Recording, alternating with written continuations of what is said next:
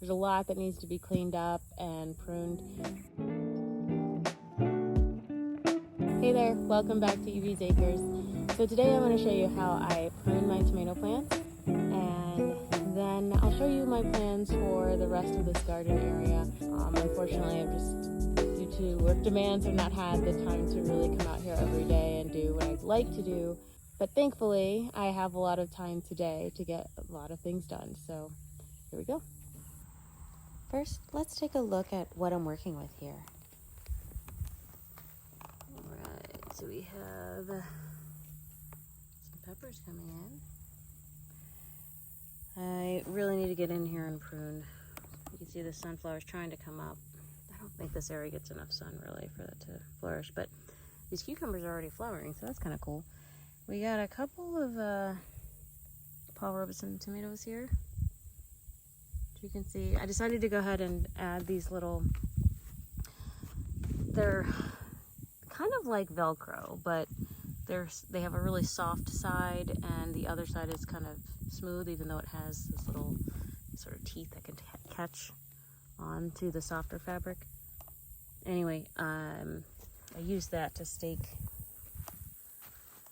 these tomato plants that are getting taller and taller. I'm gonna go through and actually prune. Oh, look at that pepper plant's really coming along. But yeah, I'm gonna go through and I'm gonna prune. Excuse me, sorry.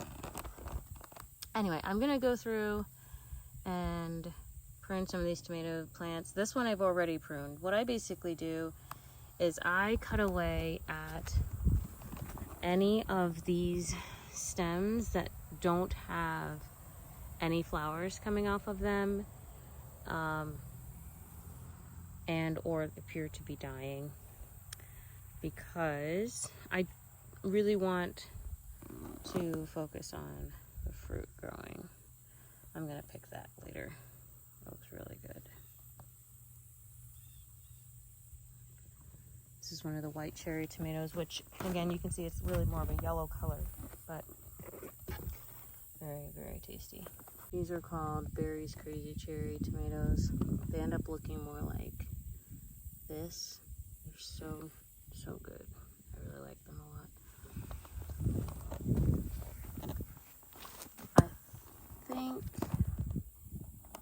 I think that one is probably ripe as well. So yeah, I'm just gonna kind of go through and prune these guys, make sure that they get enough airflow going. This one ended up being this oxheart wound up being a bit bushier faster than the other, so I went ahead and just put this kind of a traditional tomato cage around it.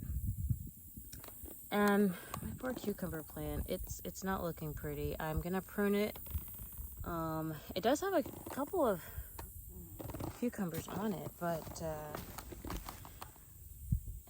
looking deformed. It doesn't look very good. So I'll see what we can do, get this cleaned up. The rest of this area is a bit of a mess. I have to go through and water these guys a bit. We have not had much rain in the last week, which is really ironic after we've had so many downpours for days on end. We may be getting a little bit more rain later this week, but in the interim, I'm gonna go ahead and just hand water everything with the hose.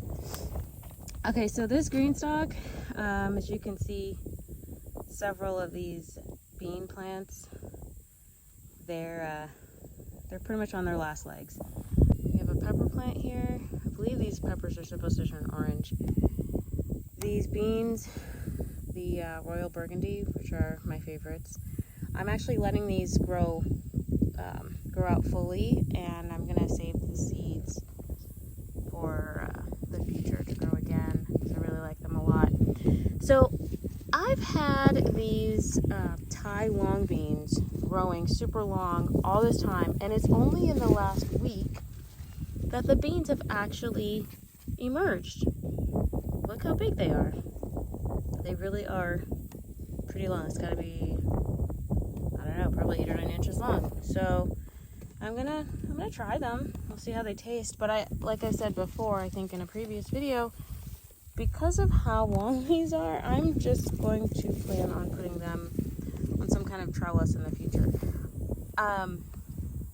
another thing is I'm going to start planning for my fall garden here in a little bit. I am probably going to take out a lot of things that are currently in this. Yeah, I have a lot of beans here. I'm going to take these beans out. I'm going to take anything that just doesn't look like it's going to thrive out of here. We do have some more zucchini that are trying to, oops, sorry. We have some more zucchini that are trying to grow up here.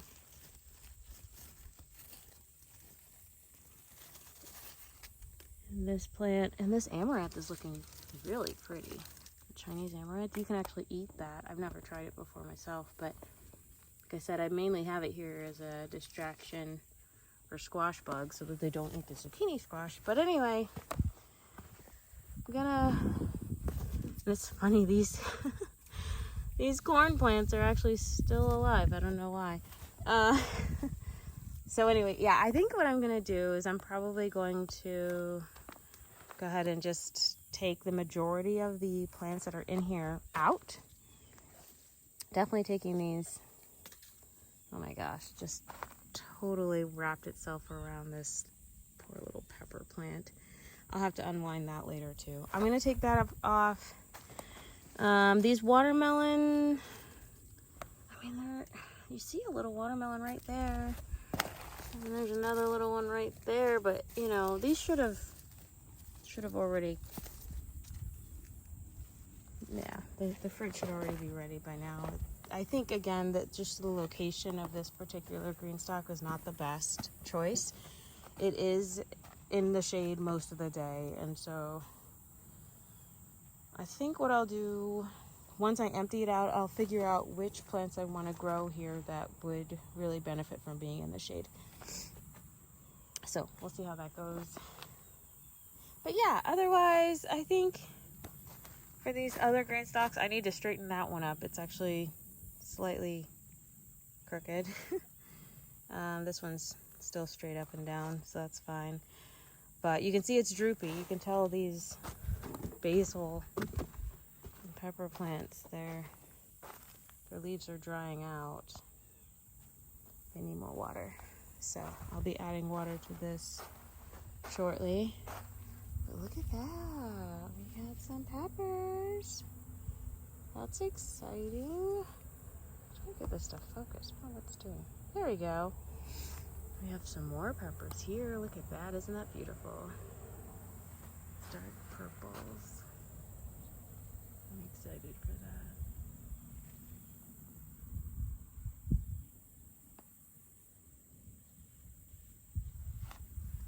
So yeah, you can tell it just really needs, it's thirsty.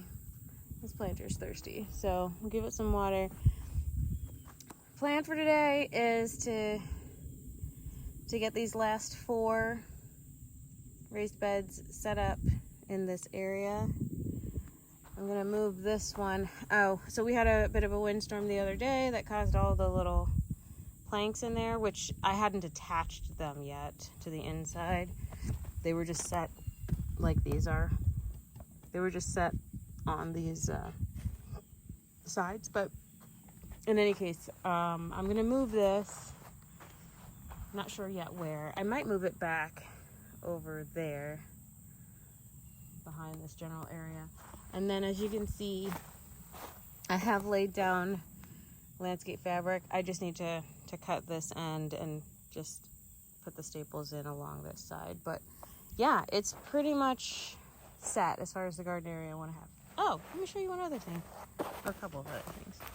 Here we have, look at this. Here we have some spaghetti squash plants. This amaranth plant is probably almost 5 feet tall. It's pretty tall. But it's doing its job. I think it's doing a great job of keeping the squash bugs off of these spaghetti and butternut squashes. We have a nice sized butternut squash right here. You can see some of the morning dew on that, which is nice. Got another spaghetti squash right there. Lots of flowers. But again, all these guys need more water. I'm really debating whether I should try to transplant these guys into the soil. I feel like they would do better that way, but I don't know that I'll have time to do that today.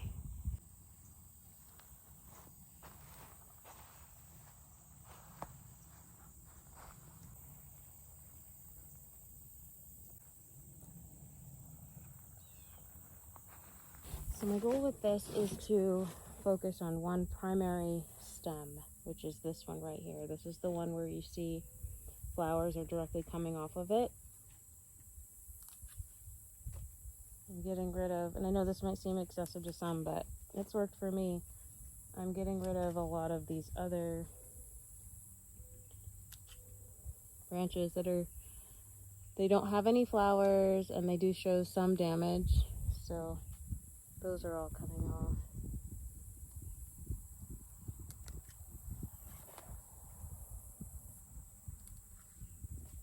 I'll leave the tops because that's where it's primarily going to capture the sun's rays for that wonderful photosynthesis process.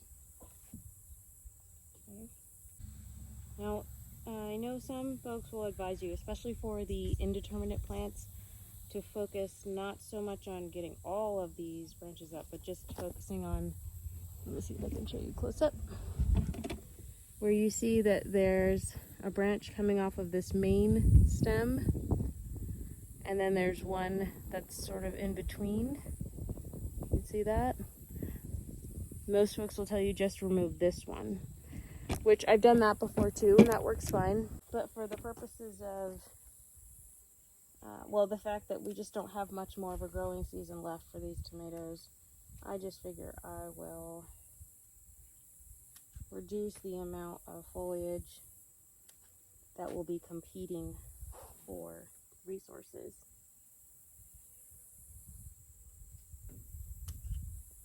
On this tomato plant. This will also maximize the amount of airflow that goes through and reduce the chance of mold or some other fungus or something growing that we don't want to attack the plant.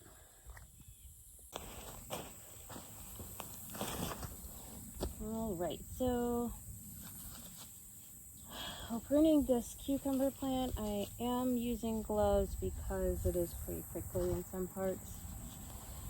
And I just don't like that feeling.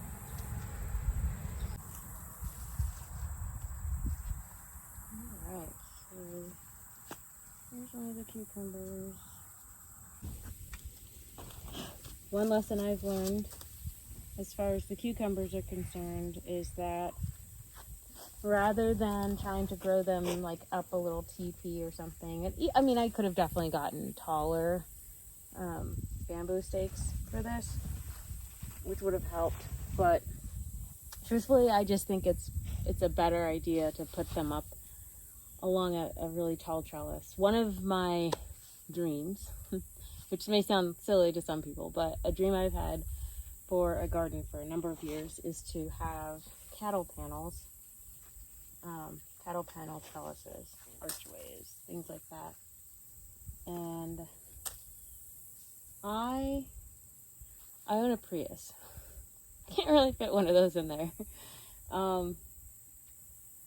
And so, but what I think I'm gonna do is, and I don't want to pay for delivery fee, that's silly.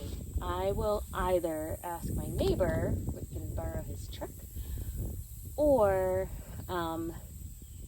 because of another project that I have coming up next month in September, I may either rent a truck, or I may actually seriously start looking into purchasing a truck of my own, because there are a lot of materials that I'll need for a couple of future projects. So, that being said, I'm not too worried or concerned about getting a cattle panel this year, because again, going into the fall, I'm not planning to really grow cucumbers, like really viney plants, but if perhaps they're on sale or something in the fall, I'd be more than happy to get them in preparation for next spring's garden. So, we'll see how that goes. in the meantime, I'm gonna go ahead and gather up the rest of this and then start clearing up this green stock over here.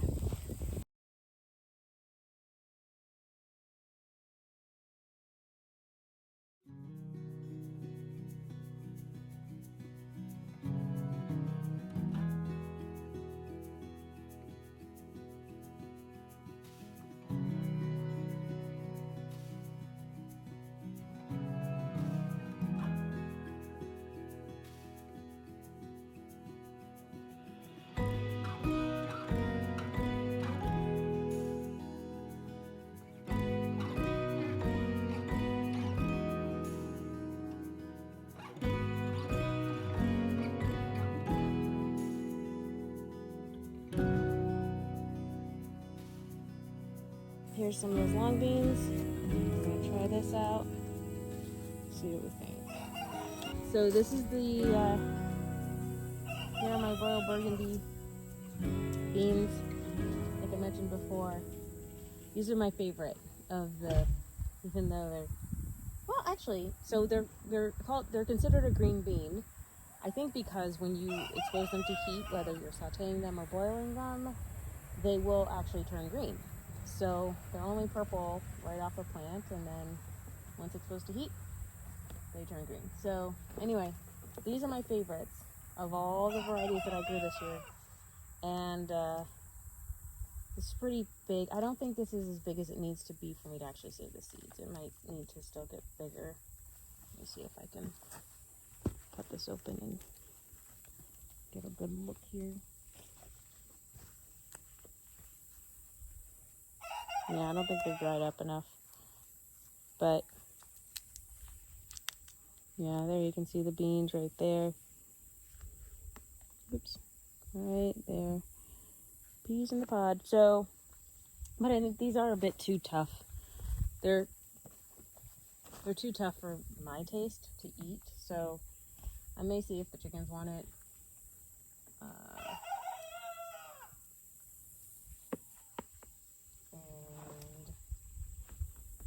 And otherwise, I'll let these pods dry out and hopefully be able to save the seeds. I still have actually plenty of seeds from the seed packet, so I don't really need to save seeds, but I think it's a good practice. I want to at least try doing that to get into the habit of that process for sustainability. Okay. Let's see here. Trying to be very careful with my watermelon plants here. Again, I think they really just need more sun. The more sun than they can be able to get in this area. Yeah, this tiny long bean root is deep in here, and I'm convinced that's why the other plants in this layer of the green stock have just not grown as rapidly or flourished as much as I think they could have. It wasn't there. So, let's see. This is another royal burgundy plant right here. They're pretty easy to pull out of the pod.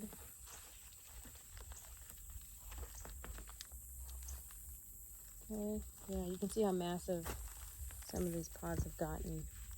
Really big. Really, really big. So, I'll be able to save those seeds. Okay. Another variety of green bean that I was growing is it's called a tender green bush bean. These are also, they taste fine. They're good. They're just not my favorite. So, and I'm kind of just over the beans for now.